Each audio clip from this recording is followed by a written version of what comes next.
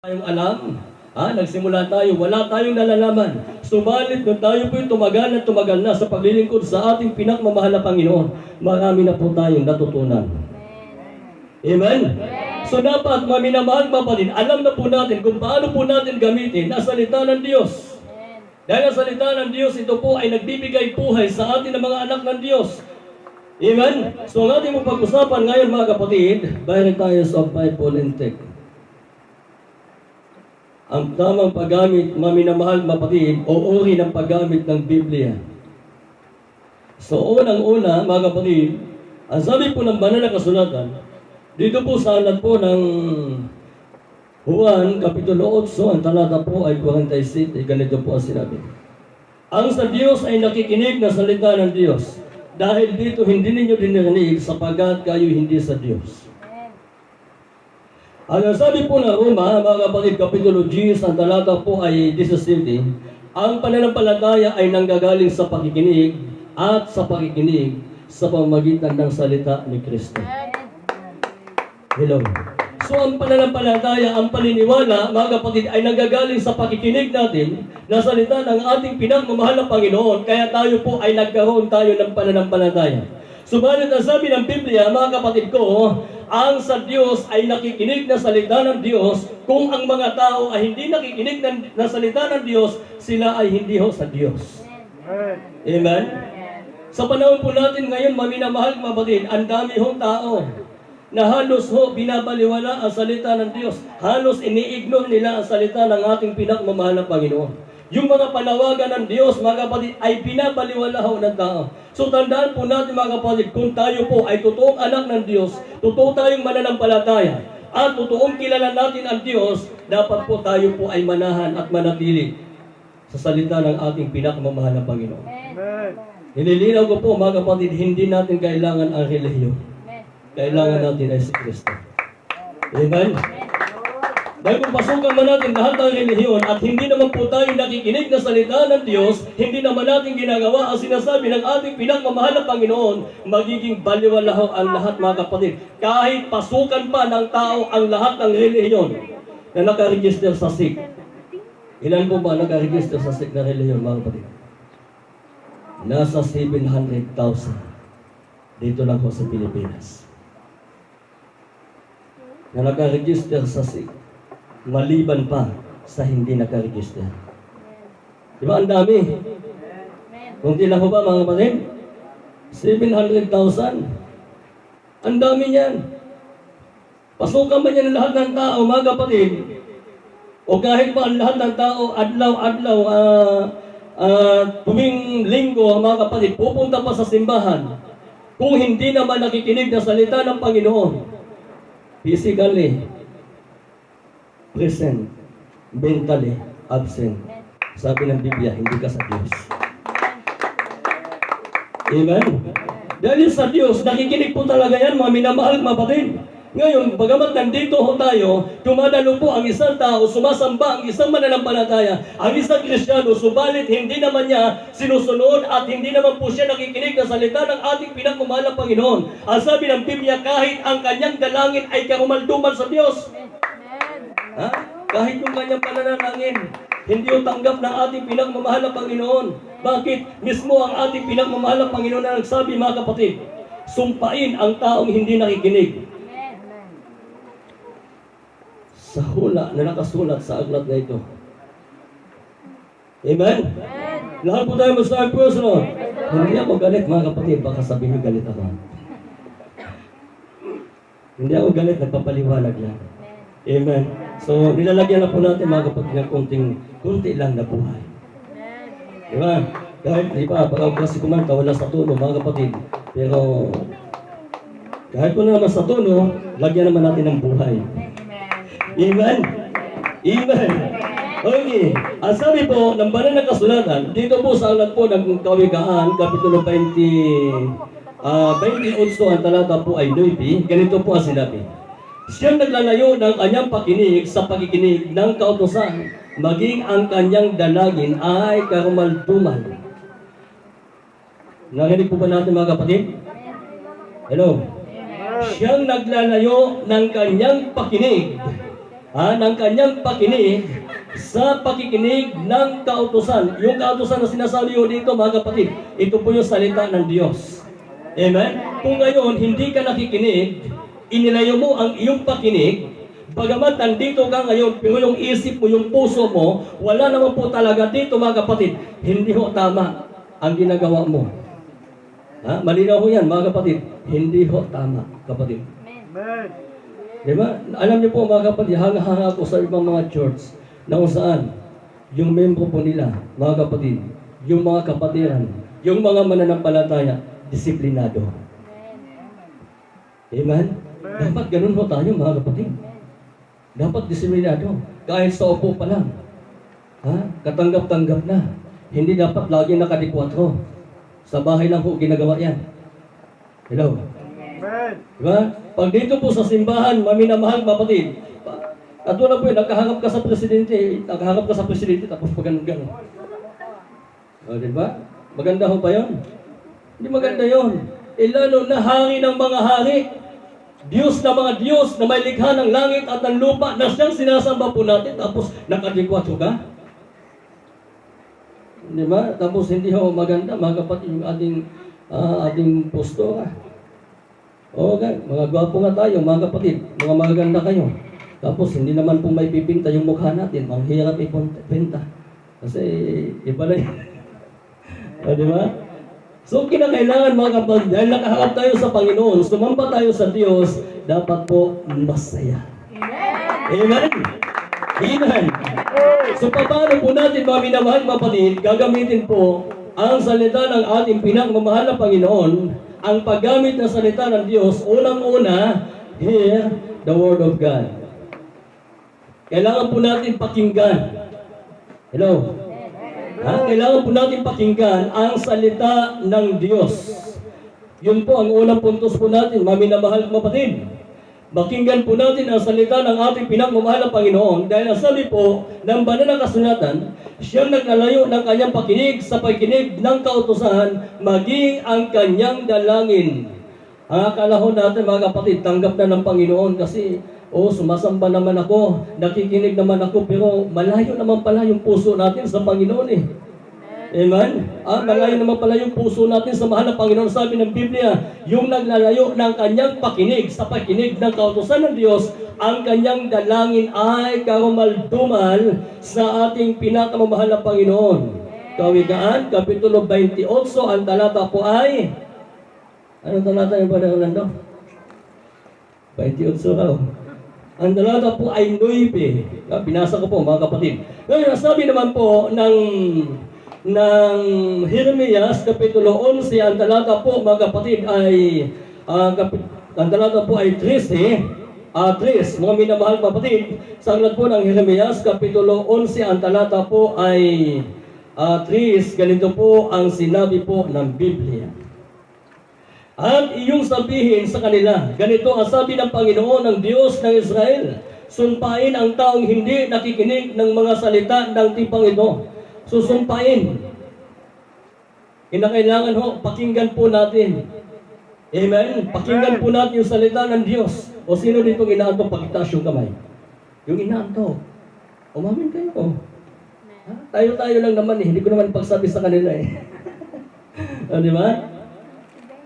Lahat po tayo magsabi, praise the Lord. So, sabi ng Biblia, mga kapatid, kahit inaantok ka, kailangan mo talagang pakinggan. Salita ng Panginoon yan eh.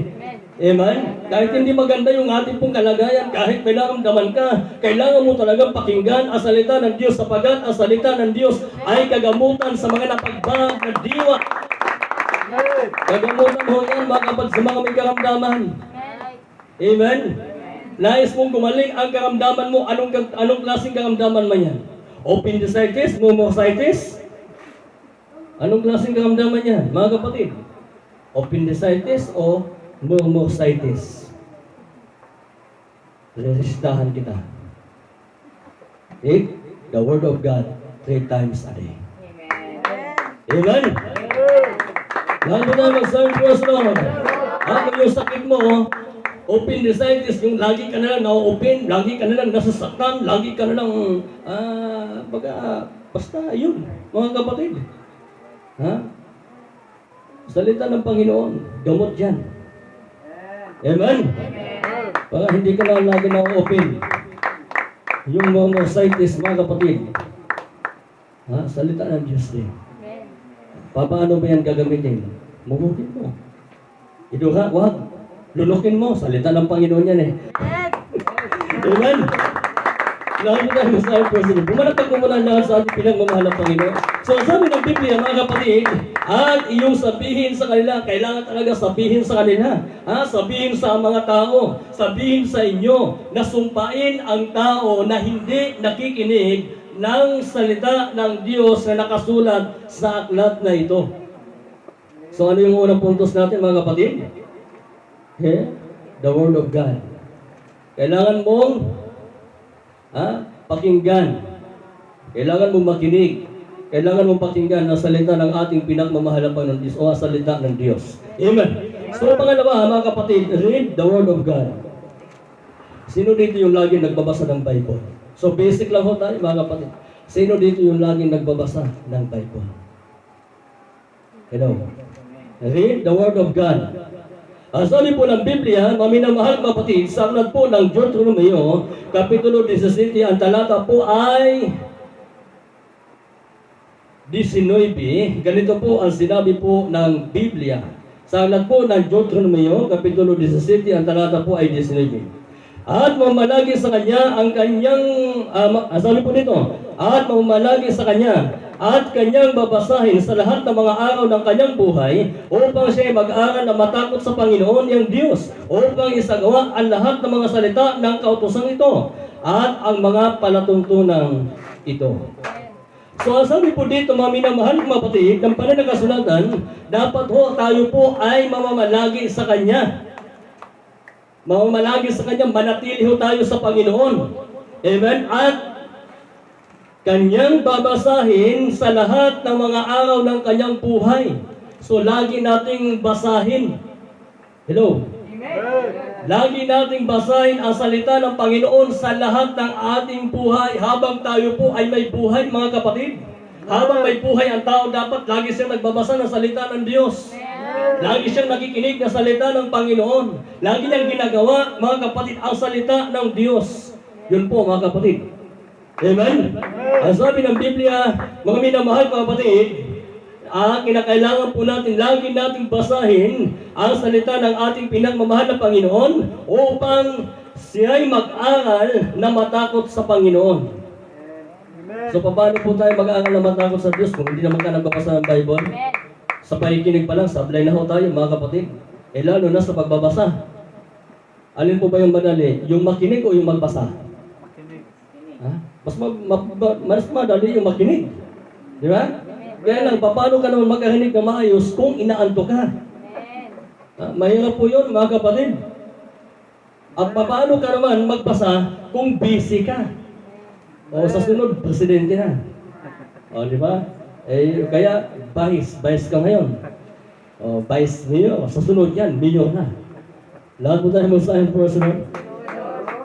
Ang sabi po ng banal na kasulatan, maminamahal kapatid, sa lahat ng ating buhay, sa bawat araw, mga kapatid, ay lagi po nating babasahin ang kautusan ng Diyos. So, ang ibig sabihin, mga kapatid, maaabot natin yan. Aabutin po natin yan, mga kapatid, yung araw-araw. Amen? Ang sabi po dito, mag-aral na matakot sa Panginoon niyang Diyos at ng mga palatuntunan. Mag-aral na matakot sa Diyos at ang sabi po dito upang isagawa ang lahat ng mga salita ng kautusang ito at ang mga palatuntunan ito. So, ang ibig sabihin, mga minamahal kapatid, hindi lang po tayo nakikinig lang at hindi lang po tayo dapat nagbabasa lang. Hello?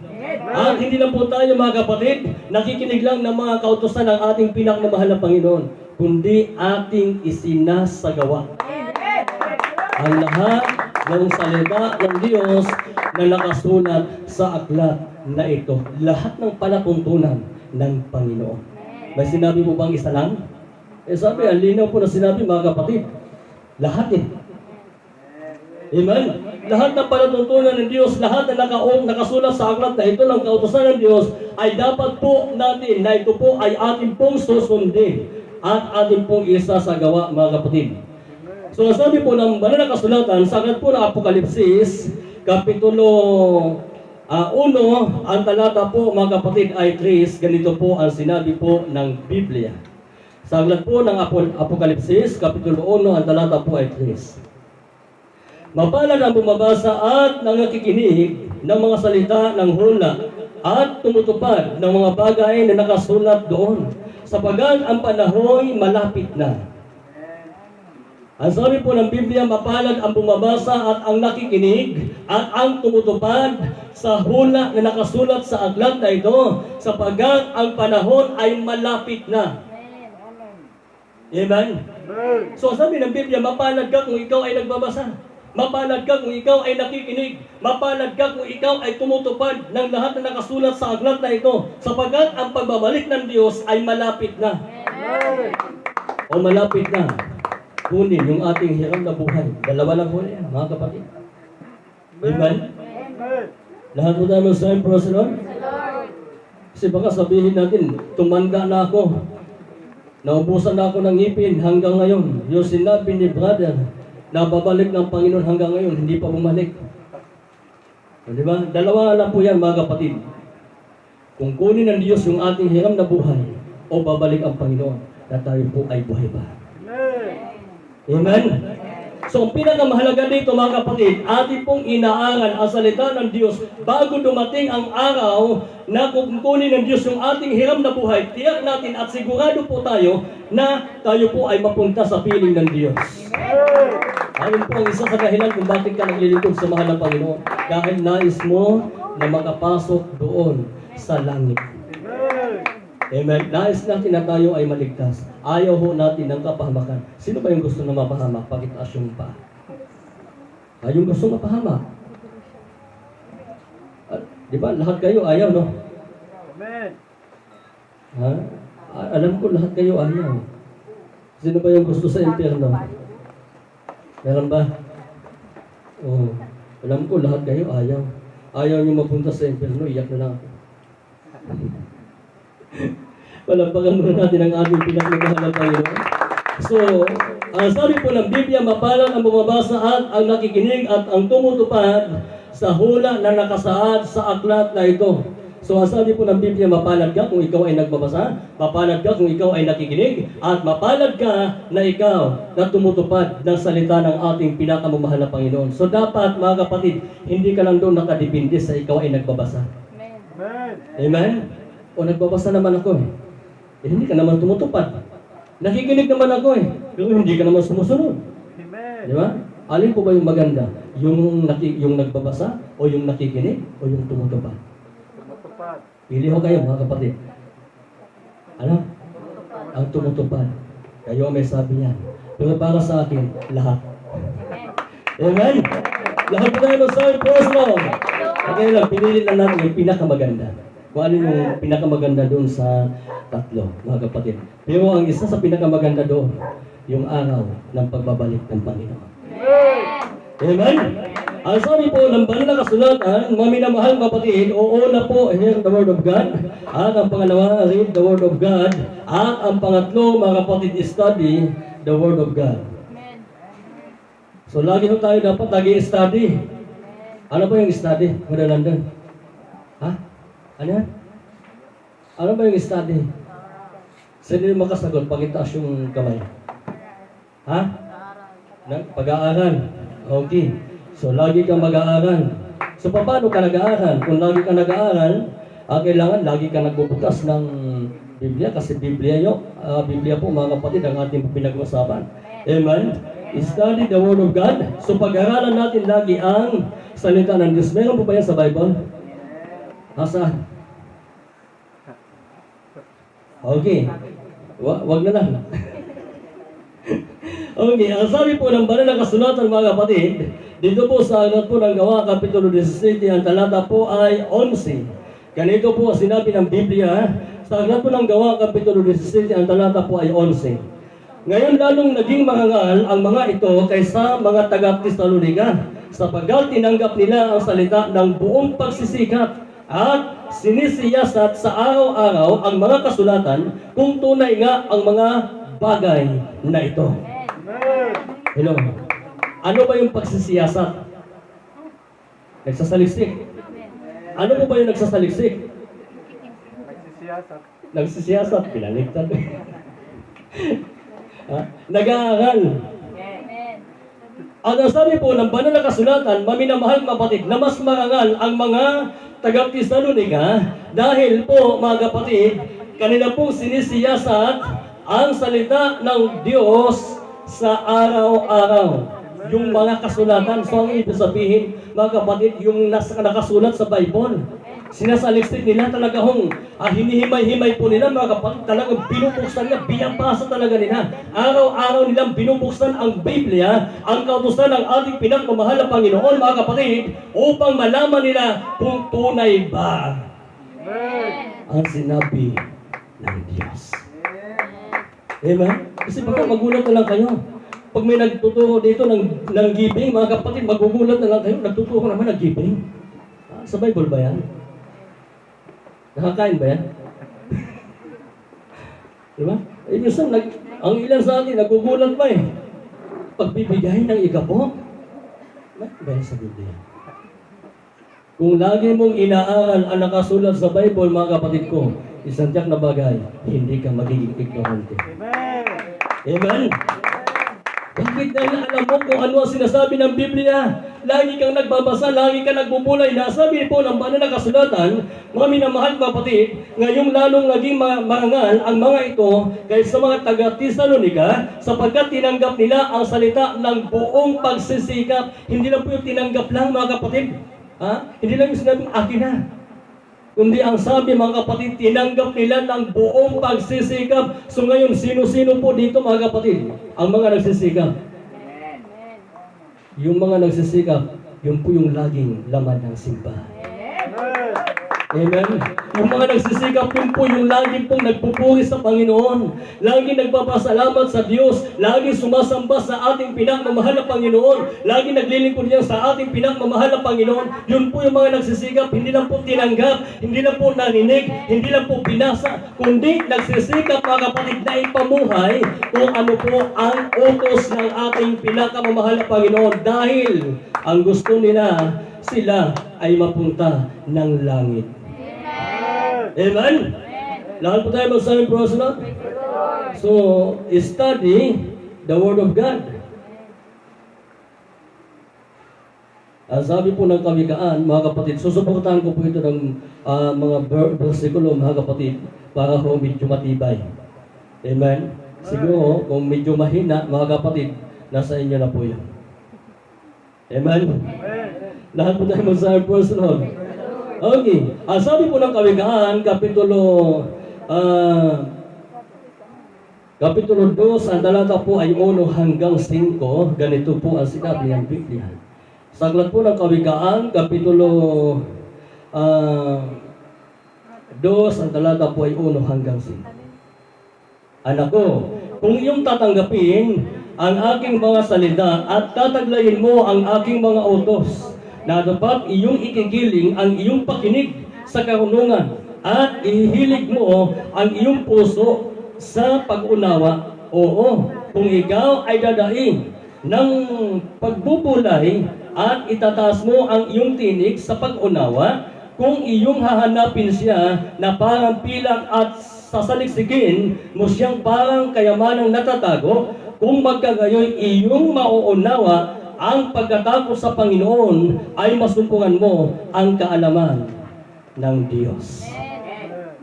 Hello.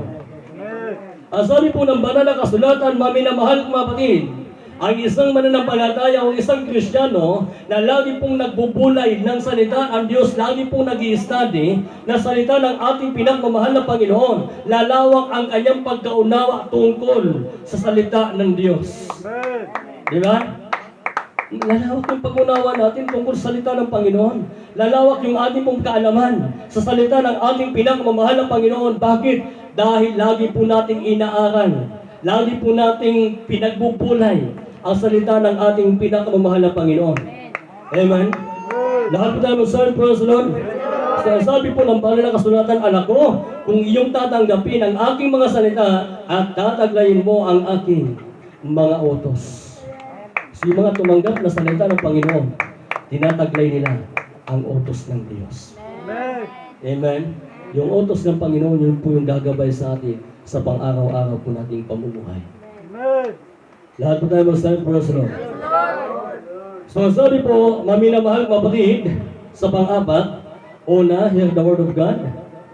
Pangalawa, read the word of God. Pangatlo, study the word of God. At ang pang-apat, mga kapatid, memorize the word of God. Amen. Sino po ditong lagi nag-memorize? Pagitaas yung kamay. Yung laging nag-memorize. Ha? Pagitaas yung kamay, yung laging nag-memorize. Ha? Ikaw? Sige nga, sampol. Oh. For God so loved the world that He gave His only begotten Son, whosoever believeth in Him should not perish but have everlasting life. Dugtong. Para pangabunan natin ang ating pinagmamahal na Panginoon. Lahat po tayo masahin, praise the Lord. Not everyone that said unto me, Lord, Lord, shall enter into the kingdom of heaven. He that doeth the will of my Father. Dugtungan mo. Palampakan muna natin ang ating pinagmamahal na Panginoon. So sabi po, maminamahal kapatid, dapat lagi po tayong nag-memorize. Amen. Baga lagi natin, alam niyo po, si Satanas mga kapatid, may versikulo si Satanas.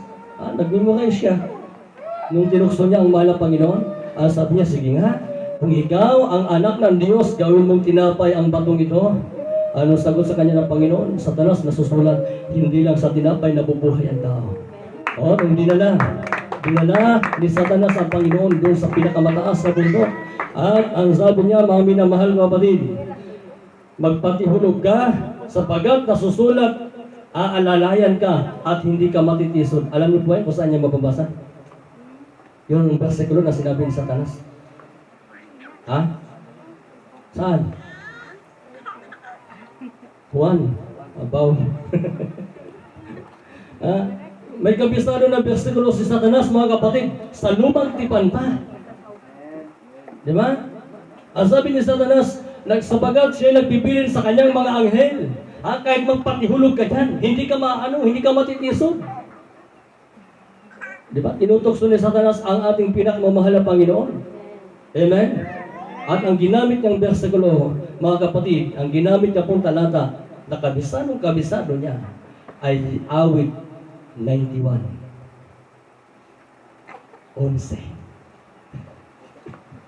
Diba? O yun yung ginamit niya na versikulo. Tayo kaya mga kapatid, sino po dito yung nag-memorize? Kung hindi pa kayo nag-memorize, umpisahan niyo na. Amen? Baka tanungin kayo. Di ba? Baka tanungin tayo na, sino yung may nag-memorize dito? Tapos pagdating, hindi naman tayo ganun-ganun lang tayo sa upuan. Hindi na natin masasabi. Alam niyo po mga kapatid kung bakit kahit may kabisado tayo na talata, na versikulo, minsan ho mga kapatid, nadadaig tayo. O alam natin, kabisado natin, kaya lang ang problema, mga kapatid, pagdating na po doon sa aktual na hahanap ka na, hindi ka na makapagsalita. Amen. Bakit? Dahil kulang ho tayo sa pagsasanay. Amen? Lahat po tayo magsabi po sa Lord. So kinakailan, lagi po tayo nag-memorize, mga kapatid, na salita ng ating pinagmamahal na Panginoon. Lahat po tayo magsabi po sa Lord. Okay. Ang sabi po ng Biblia, sa alat po mga kapatid ng Deuteronomio, Kapitulo 6, ang talata po ay 6 hanggang 7. Ganito po ang sinabi po ng Bible. Ganito po nakasulat po sa Biblia. Mga kapatid, sa alat po ng Deuteronomio, Kapitulo 6, ang talata po ay 6 hanggang 7. Ganito po sinabi. At ang mga salitang ito na aking iniutos sa iyo sa araw na ito ay sa iyong puso at iyong ituturo ng buong sikap sa iyong mga anak at iyong sasalitain tungkol sa kanila pagka ikaw ay nakaupo o sa iyong bahay at pagka ikaw ay lumakad sa daan at pagka ikaw ay nahihiga at pagka ikaw ay bumabangon at iyong itadali na pinakatanda sa iyong kamay at magiging pinakatanda sa iyong noo. So ang ibig sabihin, mga minamahal kapatid, kabisado. Hello? Amen. Di ba? Tama ba?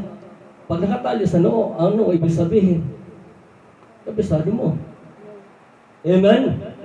At ituturo mo kahit naglakad ka, kahit nahiga ka, isabi mo sa iyong mga anak, hello? Di ba? Minsan napapayawara yung mga anak, mga kapatid, dahil hindi naman talaga tinuturuan ng mga magulang.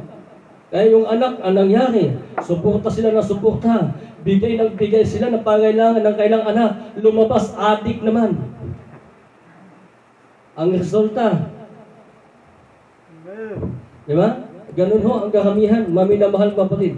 Pumunta nga ng ibang bansa para suportahan ang pamilya, suportahan ang anak, ay nung malaman, mga kapatid, may pamilya ng iba. Palabangan muna natin ang ating pinagmamahal ng Panginoon. Sinuportahan yung anak, mga kapatid, nung malaman, adik na. Lahat po tayo sa First Lord. Ngayon, mga minamahal, mga kapatid, tandaan po natin, dapat po, lagi po tayong nag-memorize ng salita ng Panginoon. Lagi po tayo nag-aaral ng salita ng ating pinagmamahal na Panginoon. Minsan, mga kapatid, di ba, may nag-send sa atin ng message tungkol sa salita ng ating pinagmamahal na Panginoon. Basahin natin. Kabisaduhin po natin. Amen? Lahat po tayo magsabi po sa Lord. Kasi yung minsan, yung ilan sa atin, mga kapatid, hindi na ako makabasa doon sa salita ng mahal na Panginoon kasi nandun na lagi sa Facebook. Nandun na lagi sa Katchat. Ayun na yung pinupukusan si Katchat. Sa halip magbasa ng Biblia, nandun na kay Katchat. Na, mga kapatid, sa kanyang lahap. Focus na focus siya. Ang sabi ng Biblia, dapat lagi ho tayo nag-memorize na salita ng Panginoon. Amen? Last na, mga kapatid. Alas 4 tapos na. Una po yan ng 5 minutes. Ihirit ako. Okay. Sabi po ng Biblia, maminamahal kapatid, meditate on the Word of God. Lagi ho tayong magdinilay ng salita ng ating pinakamamahal na Panginoon. Amen.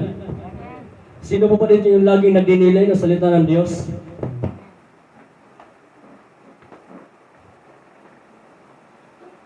Sino po dito yung laging nagninilay ng salita ng Panginoon?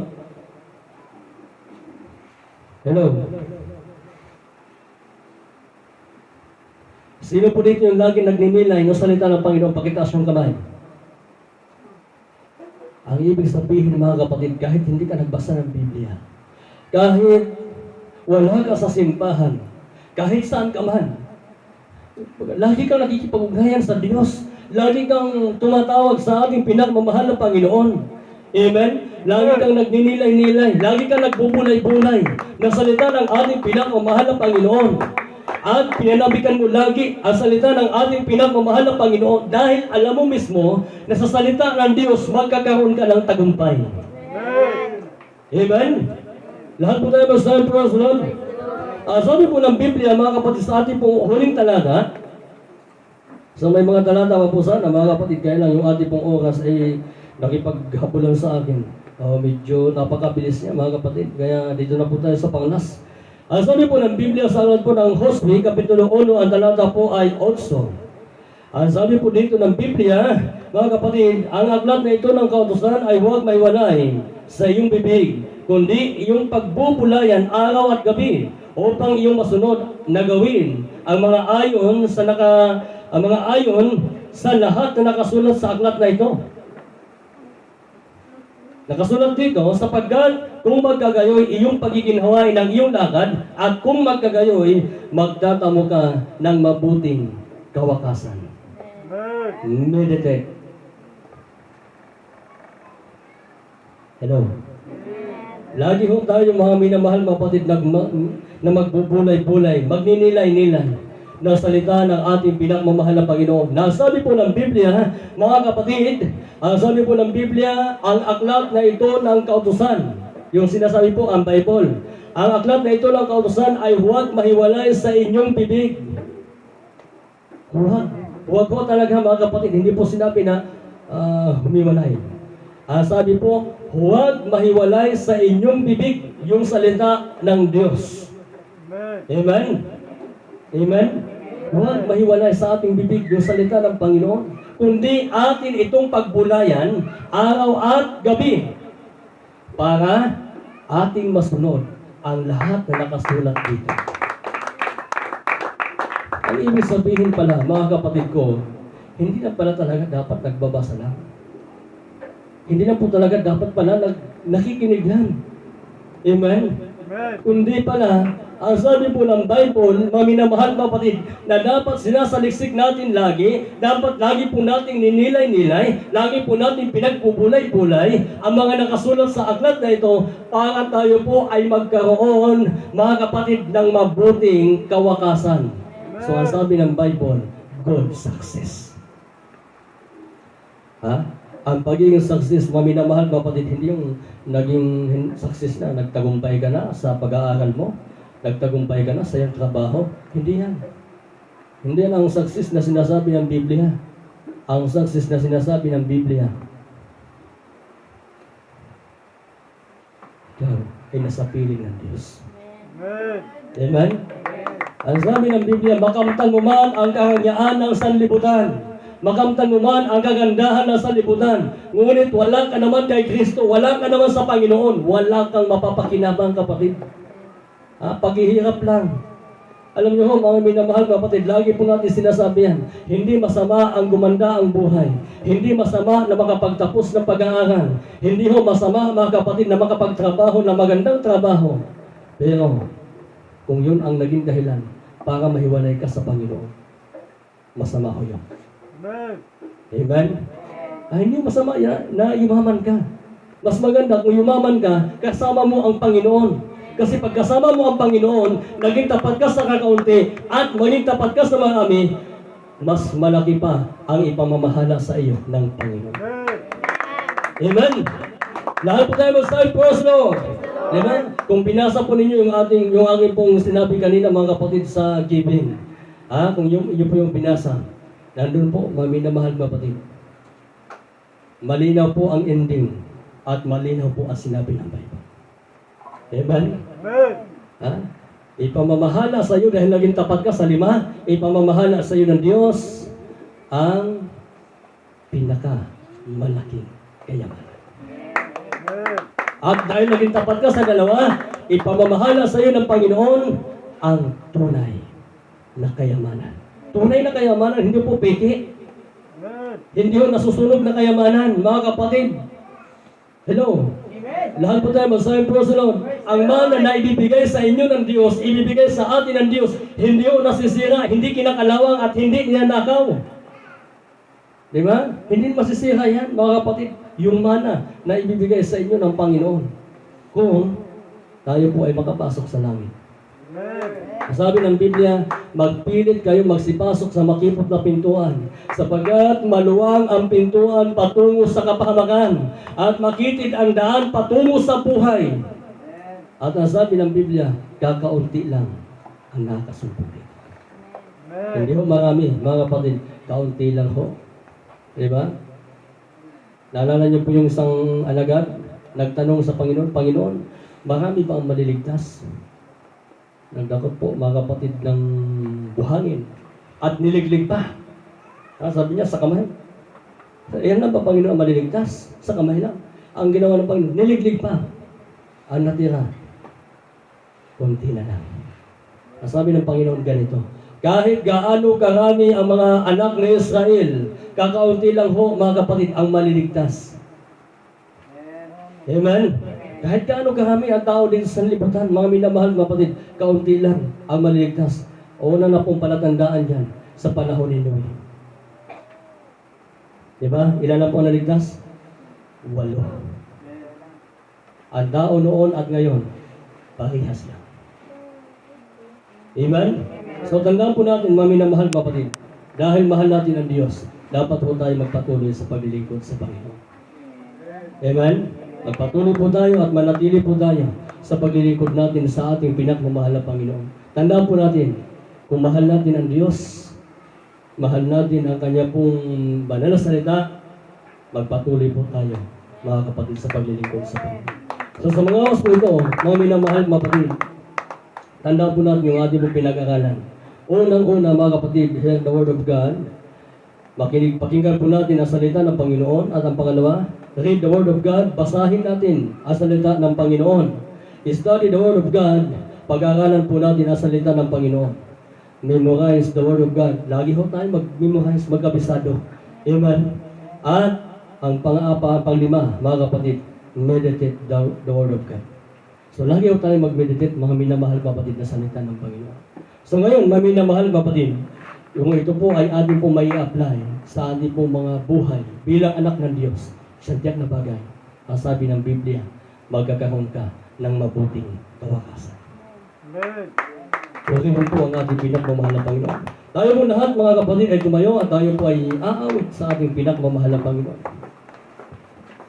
Bulay-bulayin po natin ang kabutihan ng ating pinakmamahal na Panginoon.